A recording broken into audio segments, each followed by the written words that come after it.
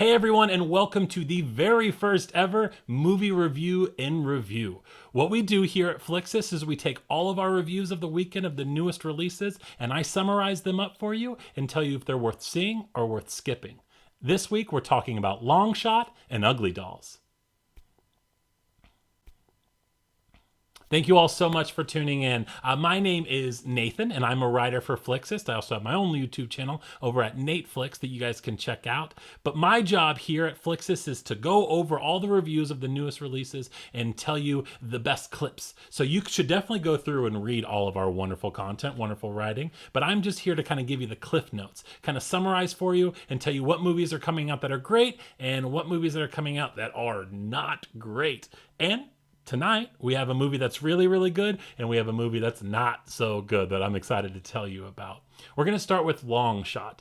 Long Shot is the film that stars Charlize Theron and Seth Rogen. It is a political romantic comedy. It's about Theron, who stars as the Secretary of State under the current president who decides to not run for re-election, and he tells her that he is going to endorse her to be president. She gets very excited for this opportunity and starts the campaign to really get a campaign that's going to make her win. So she decides to bring on a little wild card in Seth Rogen, who happens to be a friend of hers from childhood, who was a journalist who wrote some pretty controversial content and definitely has a lot of jokes in the bag. It is Seth Rogen playing this after all. What follows is a great kind of look into the life of a politician going through running for president, and also a really good R-rated comedy that you would expect from Seth Rogen, with a few jokes that deal with some bodily fluids that make it really funny to see, but also really uncomfortable and make you want to be careful about who you're seeing the movie with.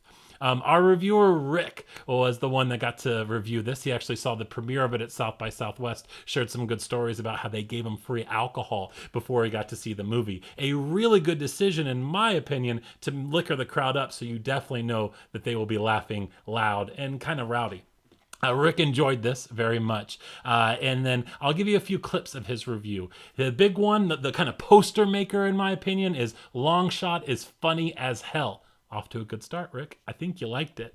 In a little bit longer excerpt, he says, "There's an expression, throw enough crap at a wall and some of it will stick." I agree. Well, when director Jonathan Levine described the creative process behind Long Shot as just throwing 10 jokes every minute in the film, you expect some of them will stick. But what we get is a comedy storm wherein the jokes are the perfect variety of protein, fiber, and junk food, ready to hit the wall and stay there for eternity, or at least until the cultural references become outdated. We got some good writers here. I like it. Protein, fiber, junk food. Yeah, that sounds like something that's kind of what the movie is. Something really intelligent, but also something a little trashy to a certain extent.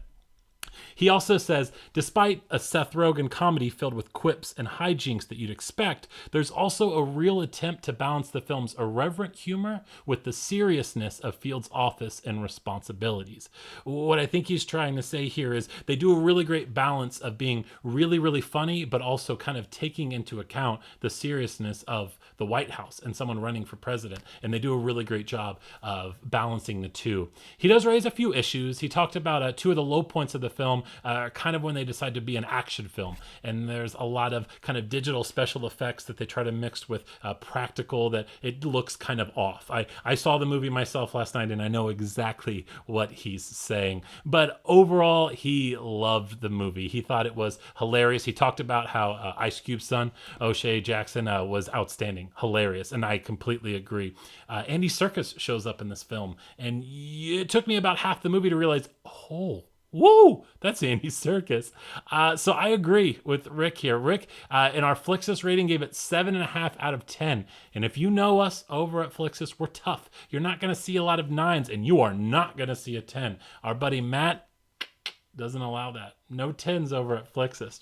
Well, speaking of Matt, he got to review our next release, Ugly Dolls. So what is Ugly Dolls? Good question. I had to do my research. Ugly Dolls is an animated film that centers around a pink doll named Moxie. Nice name. And she's played by Kelly Clarkson. She's doing movies now, I guess. Who lives in Uglyville. Moxie decides that she really wants to escape her town, and she wants to find a child who will truly love her and think that she's perfect, even though she's an ugly doll. So Moxie decides to escape Uglyville with her friends, and they go to the town called Perfection, where they are trained by a perfect doll voiced by Nick Jonas. After much pushback and challenges, they learn that it's okay to be different, because after all, you don't have to be perfect to be amazing. That's the tagline of the film. Touching stuff, right? Well, guess who wasn't touched? Our buddy Matt. So a little idea of Matt. Matt's the one that hired me. Matt's kind of my boss. So I'm never going to disagree with his reviews. We'll see. He might make me disagree, but I'm going to tell you about Matt's review. Ugly Dolls is an ugly movie, Matt says. And yes, I realize that the moral of the film is supposed to be about not judging things by how they look, but what's on the inside. But Ugly Dolls is ugly throughout, Matt says. At no point in its under 90-minute runtime does it do a single thing to justify its existence. Whew, bring it on me, Matt. I love it. It is ugly to its very core, Matt goes on to say. A film proclaiming to champion difference and diversity while conforming to every trope that's ever graced the big screen in an attempt to sucker parents out of money. Ugly, ugly, ugly, ugly, ugly. 5 uglies from Matt. He points out that the cast is largely made up of singers like Nick Jonas and Kelly Clarkson. Pitbull's in it, so is Blake Shelton and Ice-T. And he goes into more detail on this. I assume that the logic here was that the film has music in it, so they should get some folks who can sing, but none of them seem to be interested in acting. So any moment when music isn't playing is painful to listen to, he says. Even more ridiculous is the fact that all the songs suck. He also said the animation's terrible. He talked about the director having zero comedic timing. So guess what? He hated the movie. He gave it 3 out of 10. Not pulling any punches. We don't do that at Flixist. So, Endgame's still out. So we know that that's probably where a lot of attention of the movies are going to be. And I understand. We all saw it last week. We loved it. I'm actually going to see it again this weekend. But these are really good alternative options. Long Shot, that's what it's called, is a wonderful date movie. It's really great. If you want to go for a date to the movies, see something that'll make you laugh, see something that'll make you feel, things in your heart, it's great. Go see it. Ugly Dolls is a good movie for the kids, or a good movie to go out if you just want to feel smarter and see something just trash, because that's a good balance, especially after Endgame and the bar that it raised there. So this has been Movie Reviews in Review. We'll be back next week. Leave us comments if you see the movies, if you agree with our reviews, if you want us to review anything else or kind of get our take, and we will respond to you. Thank you so much. I've been Nathan, and I will see you guys next week.